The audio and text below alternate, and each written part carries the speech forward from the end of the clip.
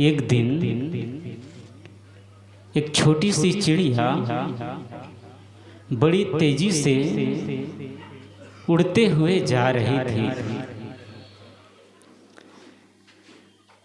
रास्ते में कोयल मिल गई।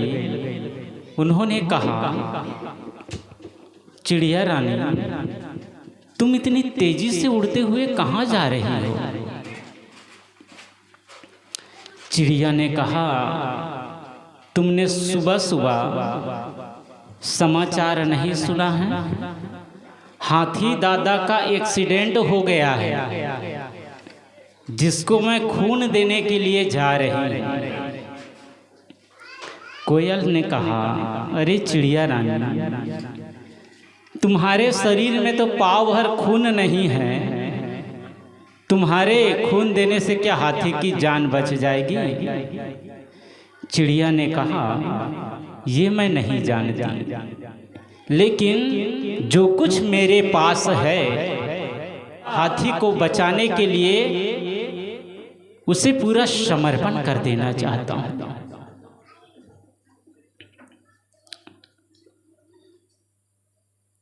भक्ति के प्रति जब पूर्ण समर्पण हो जाता है तब कहीं जीवन निखरता है। शबरी को हम भक्ति के नाते ही जानते हैं, मीराबाई को भक्ति के नाते ही जानते हैं, ध्रुव को, प्रहलाद को, जो भक्ति के प्रति इतने समर्पित हो गए कि ध्रुव अन्न भी नहीं ग्रहण करते जब तक मुझे हरि का दर्शन नहीं होगा। भोजन जल सब कुछ त्याग कर तपस्या में एकरस लगे रहे। प्रहलाद को कितने कष्ट दिए गए, खौलता हुआ तेल में डाला गया, तलवार से काटने का प्रयत्न किए गए, होलिका में आग में जलाया गया, लेकिन गुरु के प्रति, भगवान के प्रति वे पूर्ण समर्पित भाव से निश्चल हृदय से भक्ति करते रहे, जिससे उसके जीवन में आने वाली अनेक समस्याएं उसको छू नहीं सके। मीराबाई को जब तो बचपन से ही भगवान श्री कृष्ण के भक्ति में लगी थी, उसके फिर विवाह हो गया। 2 साल बाद उसके पति का शरीर छूट गया युद्ध में। तब से अब श्री कृष्ण को ही अपने पति मानकर उसी के भक्ति में लीन हो गई। उनके ससुराल वाले, उनके देवर ने उसे विष दिया, विष को भी हंसते हंसते पी गई, लेकिन विष उसका कुछ बिगाड़ नहीं सका। ऐसे ही जब भक्ति के प्रति, सत्संग के प्रति पूर्ण समर्पण हो जाता है तब उसका जीवन कुछ और ही हो जाता है। सद्गुरु कबीर कहते हैं, भक्ति प्यारी राम की जैसी प्यारी आग, सारा पट्टन झरमवा बहुरी ले आवे मां। सद्गुरु कहते हैं, भक्ति उसी प्रकार तुम्हें प्रिय होनी चाहिए जिस प्रकार आग प्रिय होता है। आग से लोग भोजन बनाते हैं। अभी ठंडी में देखो, सुबह सुबह लोग आग के पास बैठकर आग ताप रहे थे। सद्गुरु कहते हैं, कभी कभी ऐसा आता है कि उसी आग से गांव का गांव जल जाता है, किसी के घर में आग लग जाती है, किसी के पुआल में आग लग जाती है, लेकिन उस आग से लोग नफरत नहीं करते हैं। उसको दूसरे के घर से, अब तो गैस सिलेंडर हो गया तो अपने ही घर में सारी साधन उपलब्ध। पहले जब छोटे छोटे थे हम लोग तो देखते थे कि दूसरे के घर से जो कंडा होता है गोबर का, उससे लोग आग मांग कर लाते, तब अपने घर में आग जलाते। सब घर में शायद माचिस भी नहीं होता था। तो भक्ति इतनी प्रिय होनी चाहिए, कभी कभी आग लगती तो पूरा पूरा गांव जल जाता है, फिर भी लोग उस आग से नफरत नहीं करते हैं, उस आग को बड़े प्यार से दूसरों के घर से मांग कर लाते हैं और घर में भोजन बनाने के लिए उपयोग करते, ठंडी में ठंडी निवारण के लिए उसके पास बैठते हैं। ऐसे ही जब तुम्हारे जीवन में ये भक्ति हो जाए तो फिर तुम वो नहीं रहोगे जो तुम आज हो, तुम वहां नहीं रहोगे जो अभी हो। पैसे से नाता जोड़ोगे तो पछताओगे, परमात्मा से नाता जोड़ोगे तो आनंदित हो जाओगे, प्रसन्न हो जाओगे। क्योंकि पैसा धन दौलत एक दिन छूट जाता है, और जिन्होंने परमात्मा से, गुरु से, भक्ति से नाता जोड़ा वे तो अमर हो गए। शबरी, मीरा, वे कितने सदियों बीत गए।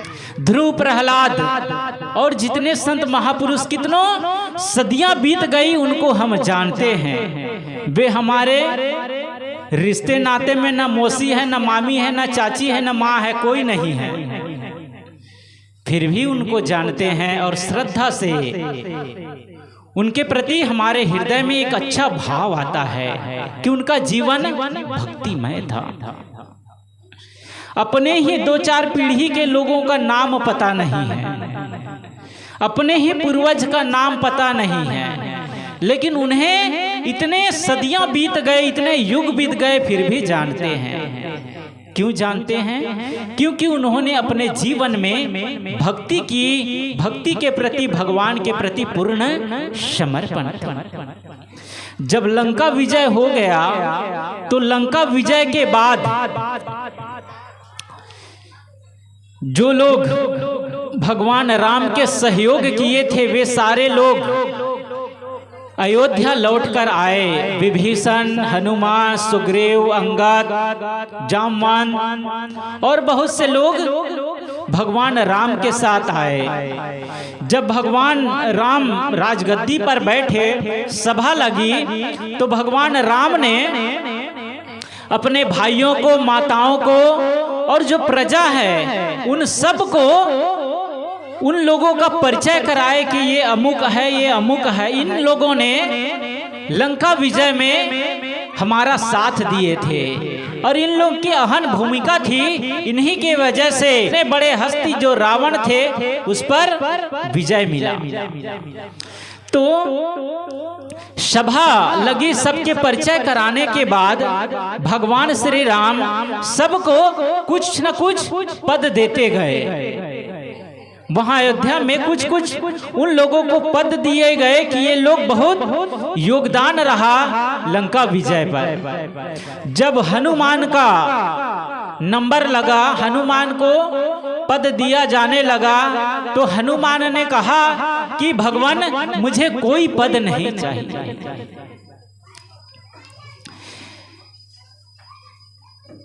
राम ने बहुत आग्रह किया कि मेरी खुशी के लिए, मेरे संतोष के लिए कुछ न कुछ तुम थोड़ा सा पद ले लो। तो हनुमान कहते हैं भगवान यदि आप मुझे देना ही चाहते हैं कोई पद तो मुझे 1 नहीं 2 पद चाहिए। लोगों ने कहा, हनुमान तो अभी तक कह रहे थे कि मुझे कोई पद नहीं चाहिए, कुछ नहीं चाहिए, और अभी थोड़ी देर बाद कैसा कहता मुझे 1 नहीं 2 पद चाहिए। तो राम ने मुस्कुराते हुए कहा, बोलो हनुमान तुम्हें कौन सा 2 पद चाहिए। तो हनुमान भगवान राम के चरणों के पास बैठ जाते हैं, झुक जाते हैं, उनके दोनों चरण, उनके दोनों पैर को छूकर कहते हैं भगवान मुझे यही 2 पद चाहिए, इसके अलावा मुझे कुछ नहीं चाहिए। बोलिए सद्गुरुदेव की जय।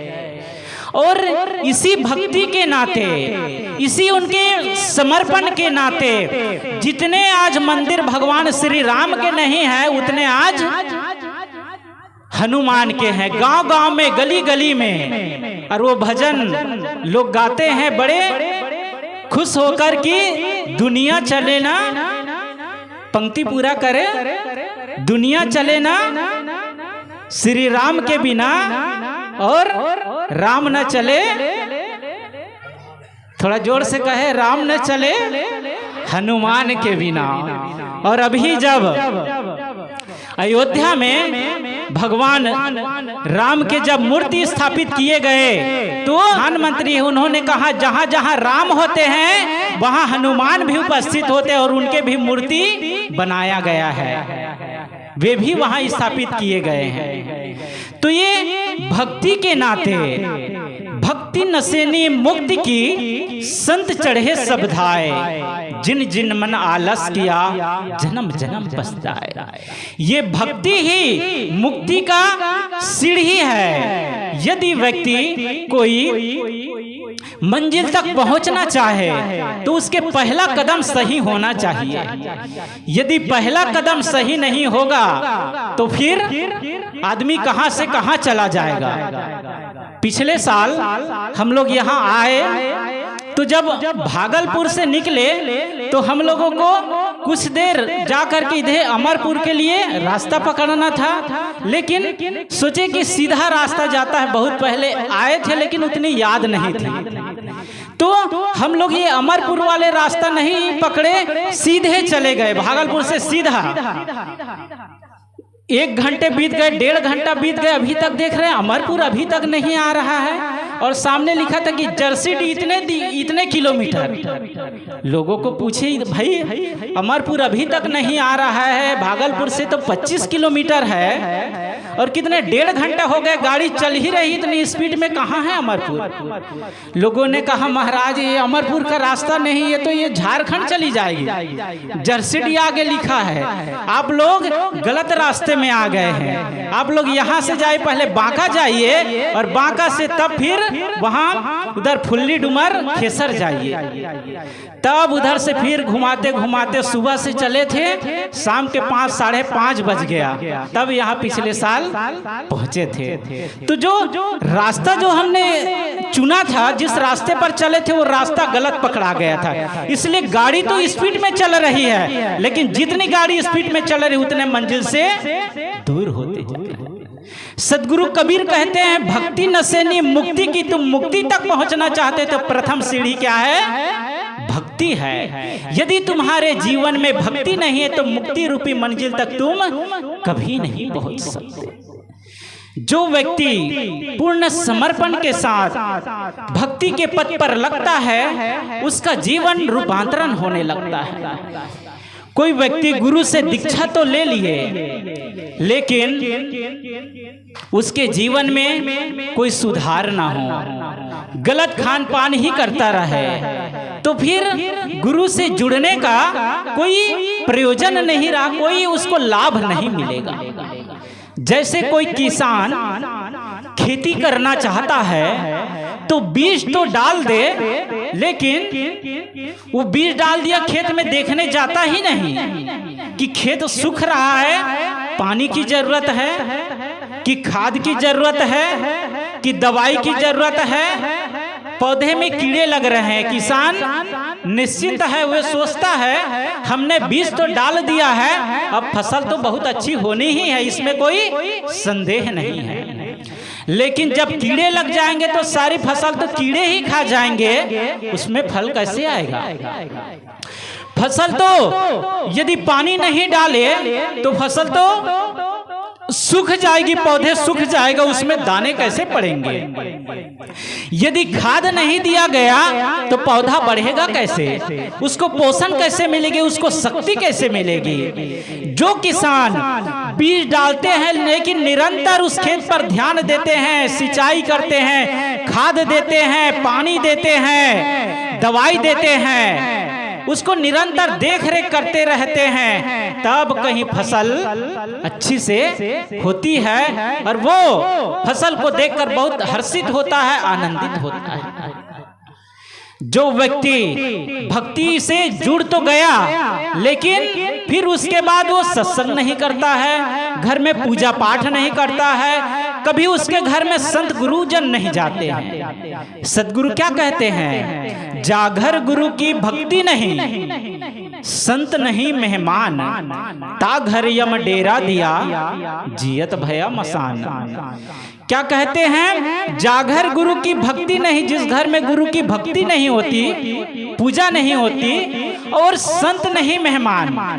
मेहमान तो अतिथि तो बहुत आते हैं, लेकिन यदि संत मेहमान के रूप में नहीं आते हैं उस घर में, सदगुरु कहते हैं ता घर यम डेरा दिया, उस घर में यम का वास होता है, जियत भया मसान।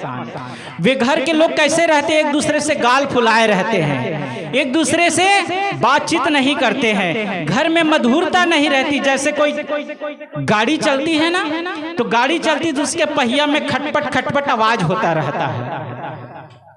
वो गाड़ी चलाने वाला देखता है कि लगता है बैरिंग सूख गया है, इसमें ग्रीस की जरूरत है, इसमें तेल की जरूरत है, तो ग्रीस लगा देता है थोड़ा। तो ग्रीस लगाने के बाद उसमें थोड़ा नमी आ जाती है और फिर उसका खटपट खटपट करना बंद हो जाता है, बड़ा आहिस्ता से गाड़ी चलती है। जब घर में भक्ति नहीं होती तो ऐसे ही खटपट खटपट होता रहता है, एक दूसरे से लड़ते झगड़ते रहते हैं, घर में मधुरता नहीं रहती, जिससे परिवार रूपी गाड़ी है, जो जीवन रूपी गाड़ी, अच्छे से आगे नहीं बढ़ती है। एक घर में किसी बात को लेकर पति पत्नी में थोड़ा कहा सुनी हो गई, झगड़ा हो गया, तो दोनों आपस में फिर बात करना छोड़ दिए। कभी कभी जब घर में कोई बात को लेकर लड़ाई झगड़ा हो जाता है तो बात करना छोड़ देते हैं, करते हैं ना। और घर में जब कभी रात में सोते भी है तो कैसे सोते हैं, पति महोदय इधर मुंह किए हैं तो पत्नी इधर मुंह किए हैं, एक दूसरे को देखेंगे भी नहीं, न बात नहीं करेंगे। तो ऐसे झगड़ा हो गया कोई बात को लेकर के, तो दोनों आपस में बात करना छोड़ दिए। अब 2 दिन 4 दिन उसको ऑफिस जाना पड़ता था, बड़ा दिक्कत होता कि घर का सामान कहाँ रखा है, उसको अपने से भोजन निकाल कर खाना पड़ता। पत्नी भोजन बनाकर रख देती, भोजन नहीं देती, और एक दूसरे से बात भी नहीं करते। कौन पहले बात करे, जो पहले बात करे वो छोटा, तो कौन छोटा होना चाहे, सबका अपने अपने अहम। सदगुरु कबीर क्या कहते हैं, जब मैं था तब हरि नहीं, अब हरि है मैं नहीं। जब मेरे जीवन में मैं था, अहंकार था, तब भगवान का वास मेरे अंदर नहीं था। सदगुरु कबीर कहते हैं अब हरि है मैं नहीं। अब मैं जो था, अहंकार है मेरे हृदय से, मेरे अंतःकरण से बहुत दूर चला गया, निकल गया। अब तो केवल भगवान का ही वास है मेरे अंदर, अब भक्ति ही है, भगवान ही है, अब मैं नहीं है। तो दोनों बात नहीं करते, तो पति को बड़ा दिक्कत होता कि अपने से भोजन निकालना, थाली मांजना, अपने से कपड़े इधर उधर है कपड़े धोना। पत्नी जब ठीक थी सब तो कपड़े भी प्रेस कर देती, कपड़े धो देती, भोजन निकाल के देती, थाली भी मांज देती। लेकिन जब दोनों में बातचीत बंद हो गई, सारा काम करना पड़ता, बड़ा उसको कठिनाई होता, बड़ा दिक्कत होता। तब एक दिन पति सोचता है अब ऐसे काम नहीं चलेगा, किसी न किसी प्रकार अब बोलना ही पड़ेगा। एक दिन रात में जब ऑफिस से आता है, भोजन कर लेता है, तब सोचता है आज अब बोलना ही है, नहीं तो बड़ा हमको दिक्कत होती है। पत्नी अपने घर के काम काज करके, भोजन पानी करके वो जाके अपने बिस्तर में सो गई है, और ये आया, हाथ पैर धोया, भोजन पानी किया, और थोड़ा देर आराम करके जहाँ पत्नी उसकी सोई थी पलंग के नीचे घुस गया। पलंग के नीचे घुस गया, इधर का सामान उधर करता, उधर का इधर खटपट खटपट करता, और लाइट भी नहीं जलाया, अंधेरे में ही, और मन ही मन अंदर अंदर बोल रहा है कहाँ रख दिया, मिल ही नहीं रहा है, कहाँ है, यहीं तो रखा था। सामान को इधर उठाता, उधर करता, इधर। ऊपर में उसकी पत्नी सोई है, उसको बड़ा दिक्कत होता। वो मन मन सोच रही है ये क्या चीज खोज रहे हैं, और अंधेरा कम से कम लाइट तो जला लेते। जब बहुत देर हो गया तब वो कहते हैं बहुत देर हो गया, आधे घंटे से, कम से कम लाइट तो जला लीजिए, तब तो प्रकाश में दिखेगा। क्या खोज रहे हैं, आधे घंटे लगा दिए, बड़ा शोर मचाए हैं। पति ने हंसते हुए कहा मिल गया जिसको खोज रहा था। पत्नी ने कहा क्या मिल गया? पति ने कहा तुम्हारी आवाज ही खोज रहा था, 4 दिन बीत गए, बोल नहीं रही थी, इसलिए तुम्हारी आवाज खोज रहा था। अब लाइट की कोई जरूरत नहीं, मिल गई तुम्हारी आवाज। फिर दोनों मुस्कुराए और आपस में बातें करने लगे। जब एक दूसरे से मन मुटाव हो जाता है, एक दूसरे से लड़ाई झगड़ा हो जाता है, तो घर में फिर सामंजस्य नहीं रह जाता, घर में फिर उन्नति नहीं होती और बड़े से बड़े काम भी बिगड़ जाता है। घर में फिर माहौल बिगड़ जाता है। अब बच्चे माँ के पास जाए कि पापा के पास जाए। सदगुरु कबीर कहते तुम्हारे जीवन में भक्ति आनी चाहिए, तब तुम्हारे जीवन में मधुरता आएगी, तब तुम्हारे जीवन में सरलता आएगी। पहले क्या करते थे, गांव से लोग कुआं से पानी लाते थे। अब तो घर घर ट्यूबवेल हो गए हैं, नल हो गए हैं, बस अपने घर में ही सारे साधन उपलब्ध है। पहले के लोग क्या करते थे, गांव में कहीं दूर में एक मीठा पानी का कुआं होता था, सारे बस्ती के लोग जाकर वहां से कुएं से पानी लाते। मुझे अनुभव है, जब मैं छोटा था तो यहाँ से जैसे 2 किलोमीटर 1.5 किलोमीटर लगभग जो घर था अपना, वहां से 1.5 किलोमीटर जो कुआं था मीठा पानी, वहां से पानी लाना पड़ता। जब दीदी लोग जाती तो पीछे पीछे मैं भी चला जाता। क्यों जाता? क्योंकि जहां पानी था, जिसके घर में कुआं था, उसके घर में आम का पेड़ था और वो आम बहुत मीठा था। और ऐसे आम खाने के लिए जाते तो घर वाले भगा देते कि आम खाने के लिए आया, तो एक छोटा सा हंडी को ले लेते और जो बहन लोग जाती उसके पीछे पीछे चले जाते कुएं में। तो जब तक दीदी लोग पानी भरती रहती तब तक उधर जाकर के आम गिराते रहते, जेब में आम धर लेते, फिर आ जाते। अब उस समय बचपना थी, जानते भी नहीं थे कि भाई किसी के घर के कोई चीज बिना पूछे लेना भी नहीं चाहिए। जब गुरु की शरण में आए तब ज्ञान हुआ उतना कि किसी का कोई भी सामान हो, बिना पूछे बिना आज्ञा के लेना नहीं चाहिए, चोरी मानी जाती है। तो ऐसा करते तो कभी कभी देखते पूरे बस्ती के लोग मिलकर उस कुएं की सफाई करते। 2-4 आदमी उस कुएं में उतर जाते और वहां से जो कचड़े हो गए हैं उसको बाल्टी में भरते जाते और ऊपर जो लोग हैं उसको रस्सी के माध्यम से खींचते और सारे कचड़े को निकालकर बाहर कर देते। तब धीरे धीरे वो कुआं साफ हो जाता और उसमें मीठा पानी फिर से आता, फिर से पीने योग्य वो पानी हो जाता।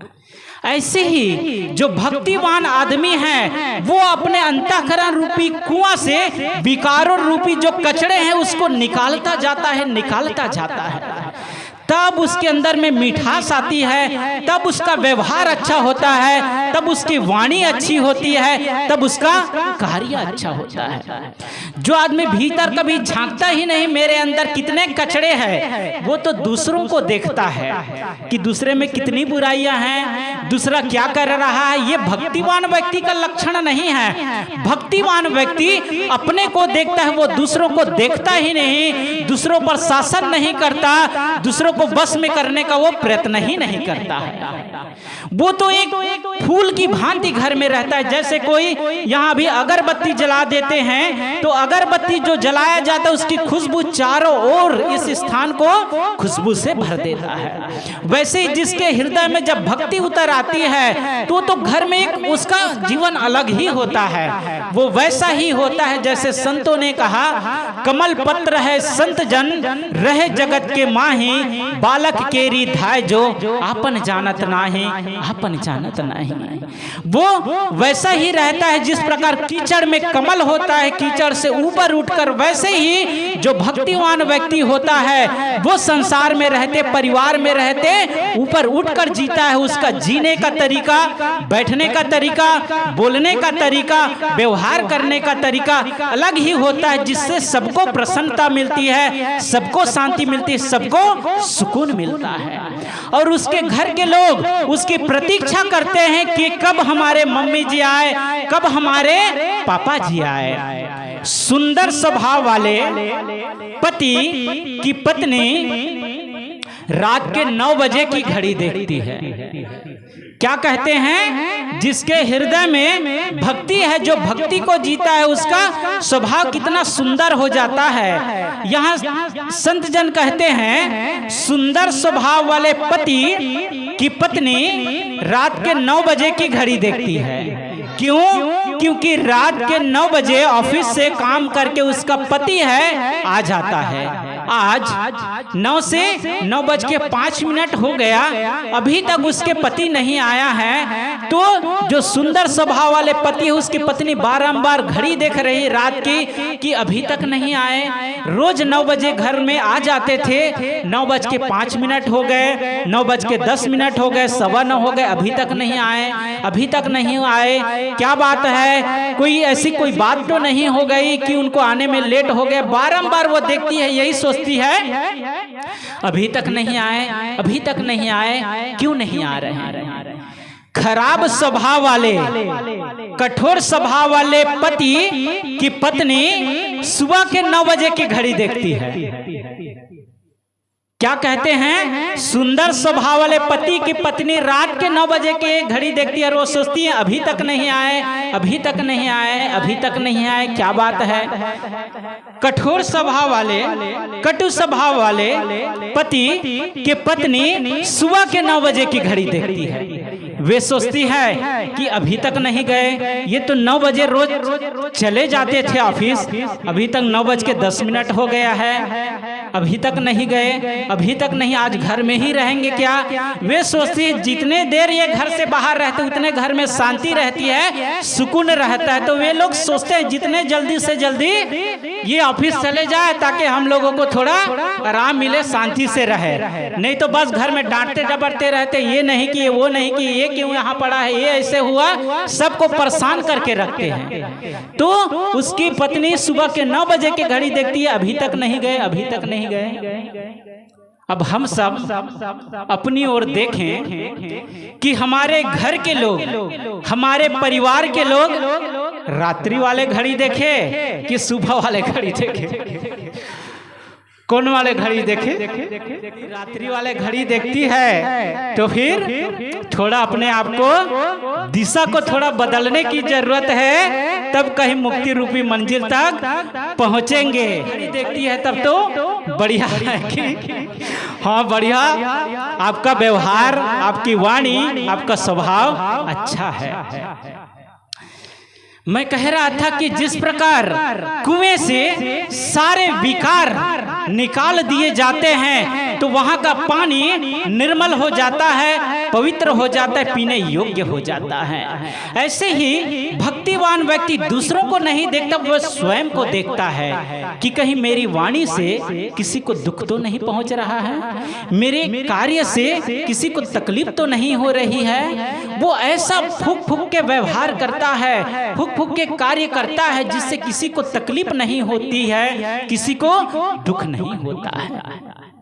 भक्तिवान व्यक्ति की निशानी है, उसके जीवन में कोई व्यसन नहीं रहता है। लोगों को देख दो, पूजा पाठ आजकल तो मनोरंजन के लिए हो गए, बड़ी बड़ी पंडाल लगते हैं, कथा कीर्तन होता है, वहां सब भजन फिल्मी धुन में गा रहे हैं और लोग बैठे लोग नाच रहे हैं, जैसे कोई शादी में नाचते हैं ना, वैसे नाचते रहते हैं। सत्संग तो है शांति की जगह, वे मनोरंजन की नहीं, वे मनोभंजन की जगह है। वहां यदि मनोरंजन ही हो रहा है, वहां मन चंचल ही होना है, तब तो अच्छा है कि घर में जाकर फिल्म गाना ही सुने।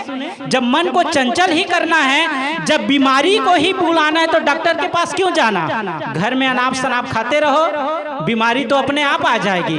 यदि बीमारी से बचना चाहते हैं, स्वस्थ होना चाहते हैं, तो संयम चाहिए, खान पान पर थोड़ा से ध्यान देने की जरूरत है, तब डॉक्टर के पास नहीं जाना पड़ेगा। यदि हमें मन की शांति चाहिए, जीवन में यदि सादगी चाहिए, तो सत्संग में जाना, और वहां जाकर कहीं ये मनोरंजन, ये नाच सिनेमा वाले नहीं, वहां तो मनोभंजन होता है, वहां तो अवगुणों को हटाया जाता है, कोई अवगुण शेष नहीं रह जाते हैं। तो आदमी गुटखा खा रहा है, शराब पी रहा है और कहते हैं गुरु से हम दीक्षा लिए हैं। तो ये कोई धर्म की निशानी नहीं है। धर्म, जब कोई आदमी दीक्षा लेता है, गुरु से जुड़ता है, तो पहली बात है यही सिखाया जाता है जीवन में पवित्रता हो। आदमी गुटखा खाता रहता है, उसके दांत जो है मोती के समान चमकना चाहिए। तो दांत देखो गुटखा खाने वाले आदमी का कैसा रहता है, बड़ा अजीब सा रहता है, जैसे चूल्हे में काला पीला हो जा रहता है ना। लकड़ी जलाते हैं, कंडे जलाते हैं, पत्ती जलाते हैं, तो कहीं काला हो गया, कभी पीला, कहीं लाल, अजीब सा चूल्हा की दशा हो जाती, क्योंकि बहुत चीज उसमें दिया जा रहा है। ऐसी जो आदमी मुख में कुछ भी, कभी पान, कभी गुटखा, कभी सिगरेट पीता, उसके मुख बड़ा विचित्र हो जाता है। दांत मोती के समान चमकना चाहिए, सुंदर दिखना चाहिए। दुनिया में जो भी चीजें को खींची जाती है, वे चीजें फैलती है, बड़ी होती। कोई रस्सी हो, रबड़ हो, उसको खींचो तो थोड़ा तनता है, फैलता है, बड़ा होता जाता है। लेकिन संसार में एक ऐसी चीज है जिसको खींचने से वो बड़ी नहीं होती है, वो छोटी होती है। वो क्या चीज है? सिगरेट। सिगरेट को आदमी खींचता है तो सिगरेट स्वयं तो छोटा होता है और हमारी जिंदगी को भी छोटी करती है। इसलिए आदमी को सिगरेट नहीं पीना चाहिए। गलत आदतें बड़ी सरलता से आ जाती है, लेकिन जिंदगी को बहुत कठिन बना देती है। संत गुरुजन क्या कहते हैं? गलत आदतें बड़ी सरलता से आ जाती है, लेकिन आने के बाद जिंदगी को बहुत कठिन बना देती है। शराब पीना सीख गए, दोस्तों के साथ गए, दोस्त लोग कहे अरे तुम भी पियो, इसमें क्या है, पियो थोड़ा, कितना मजा आता है, कितना आनंद। बस संगी साथियों के साथ मिलकर पीने लगे। अब वो जीवन का एक हिस्सा हो गया, आदत बन गई। अब उसको पिए बिना रहा नहीं जाता है। पत्नी समझाती है, घर के लोग समझाते हैं, कहते हैं कि तुम ये शराब छोड़ दो। कहते हैं मैं तुम्हें छोड़ सकता हूं, लेकिन ये शराब नहीं छोड़ सकता हूं। एक सत्संगी है, हम लोग के परिचय का आदमी है, उसके 2 बेटे हैं। तो एक है जो बाहर पढ़ता लिखता था और संगी साथियों के साथ संगति में पढ़कर शराब पीना सीख गया। दूसरा आदमी है, घर में रहता था, घर में ही पढ़ता था, उसका जीवन ठीक है, गुरु से दीक्षा लिए, माला लिए है और वो सब पालन करता है। जो बच्चा बाहर गया था वो संगति में पढ़कर शराब पीने लग गया। उसके पिताजी ने उसको कहा, बेटा तुम ये क्या करते हो, हमारे घर में संत गुरु जन आते हैं, यहाँ सब भक्ति होती है, पूजा होती है, लोग क्या कहेंगे कि इसका बेटा कैसा है, शराब पीता है, ये अपने बेटे को नहीं सुधार पाता है, दूसरे को भक्ति का ज्ञान क्या देगा, तो तुम ये शराब पीना छोड़ दो। वो 10 दिन 15 दिन तो छोड़ देता, कहने पर, समझाने पर, लेकिन वो आदतें फिर उसको खींच ले जाता है और फिर शराब पीने लग जाता है। तो उसके पिता उसको कई बार घर से निकाल दिए, लेकिन फिर आता है, अब मैं छोड़ दूंगा फिर। तो कहा कि गलत आदतें वो चक्रव्यूह के समान है, जिसमें अभिमन्यु प्रवेश तो किया। महाभारत युद्ध में द्रोणाचार्य ने चक्रव्यूह रचना किए थे। तो चक्रव्यूह भेदन 2 ही व्यक्ति जानते थे, अर्जुन और श्री कृष्ण। अभिमन्यु जानते तो थे प्रवेश करना, लेकिन निकलना नहीं जानते थे। उस चक्रव्यूह जब रचा गया तो अर्जुन वहां से बहुत दूर थे, कृष्ण भी उसके सारथी थे, तो बहुत दूर से तो अभिमन्यु ने कहा, अपने जो बड़े पिताजी थे नकुल, सहदेव, भीम थे, उन लोगों से ने कहा मैं चक्रव्यूह में प्रवेश तो करना जानता हूं, लेकिन निकलना नहीं जानता हूं, उसको कैसे भेद करके निकलना है ये नहीं जानता हूं। सभी भाइयों ने कहा, पुत्र तुम प्रवेश करो, पीछे पीछे हम लोग भी तुम्हारे साथ उस चक्रव्यूह में प्रवेश करेंगे और चक्रव्यूह को तोड़कर बाहर निकल जाएंगे। अभिमन्यु आगे आगे गया, वो प्रवेश तो कर गया, जैसे ही प्रवेश किया द्वार बंद हो गया, उसको जयद्रथ ने बाहर ही रोक दिए, सभी भाइयों को आगे बढ़ने नहीं दिया। जयद्रथ को वरदान मिला था कि तुम एक दिन 5 पांडवों को युद्ध में आगे बढ़ने से रोक दोगे, तुमको परास्त नहीं कर पाएगा। तो उसी क्षण जयद्रथ उस शक्ति का उपयोग करता है और उन भाइयों को सबको मूर्छित कर देता, आगे बढ़ने ही नहीं देता है। क्या होता है, अभिमन्यु सबसे युद्ध करता है, अकेला कितना देर तक लड़े। इतने बड़े बड़े महारथी वहां चक्रव्यूह में कर्ण है, भीष्म पितामह है, गुरु द्रोणाचार्य है और दुर्योधन है, बहुत से जो महारथी है सब लोग एक साथ उस पर वार करने लगे। बहुत देर तक तो अभिमन्यु उन लोगों को प्रत्युत्तर देते रहे, युद्ध करते रहे, लेकिन थोड़ी देर बाद युद्ध में वही मारे गए। ऐसी ही दशा, आदमी गलत आदतों के वशीभूत हो जाता है। शराब पीना सीख गया, सिगरेट पीना सीख गया, गुटखा खाना सीख गया, तो उसमें प्रवेश तो करना जानता है, आदत तो बना लेता है, लेकिन शीघ्र वहां से निकल नहीं पाता है। वो शराब ही उसको मार देती है। आदमी शराब को नहीं पीता है, शराब ही आदमी को पी जाता है। आदमी सिगरेट को नहीं पीता है, सिगरेट ही आदमी को पी जाता है। एक दिन राम नाम सत्य हो जाता है। संत गुरुजन कहते, तुम भक्ति रूपी तुम पथ पर चल रहे हो, मुक्ति तक तुम्हें पहुंचना है, तो ये प्रथम सीढ़ी है, ये व्यसन है, ये गलत चीजें हैं, ये दुर्व्यसन है, इसको पहले त्याग करो, तब तुम्हारी गाड़ी आगे बढ़ेगी। मैं कह रहा था कि हमारे जीवन में भक्ति कितना मूल्यवान है। सतगुरु संत जन कहते, भक्ति प्यारी राम की जैसे प्यारी आग, सारा पट्टन जरिमुआ बहुरी ले आवे मांग। जिस प्रकार आग हमारे जीवन में प्रिय है, बहुत प्रतिकूलताएं आने के बाद भी हम सब आग को जलाना नहीं छोड़ते, उससे भोजन पकाते, अपने जीवन में उपयोग करते। इसी प्रकार जब हम गुरु से दीक्षित हो गए हैं, यदि जीवन में समस्याएं आ रही हैं, प्रतिकूलताएं आ रही हैं, तो वो तो एक संसार का हिस्सा है। हम आगे बढ़ते हैं तो ब्रेकर भी मिलेगी, धूप भी मिलेगी, धूल भी मिलेंगे, ये संसार का हिस्सा, ये तो आएंगे ही। तो इसमें हमें घबराना नहीं है, भगवान से यही प्रार्थना करना है कि हमारे कंधों को इतना मजबूत कर दो कि विषम परिस्थितियों में भी हम उस चट्टान की भांति अडिग रहे, जिससे में कोई भी समस्या परेशान न कर सके। तुम्हारे जीवन में कितनी भी समस्याएं आ जाए, कितनी भी प्रतिकूलताएं आ जाए, तुम भक्ति को छोड़ो ना। ये भक्ति ही तुम्हारे जीवन में संस्कार बनेगा और यही तुम्हें मुक्ति तक ले जाएगा। यदि हम जीवन में शांति चाहते हैं, सफलता चाहते हैं, प्रसन्नता चाहते हैं, तो ये भक्ति से हम सींचते रहे अपने जीवन को, तो हमारे जीवन में कोई भी अवगुण नहीं रह जाएगा। हमारा जीवन सर्वांगीण रूप से पवित्र हो जाएगा, निर्मल हो जाएगा, अच्छा हो जाएगा और ये मनुष्य जीवन पाना सार्थक हो जाएगा।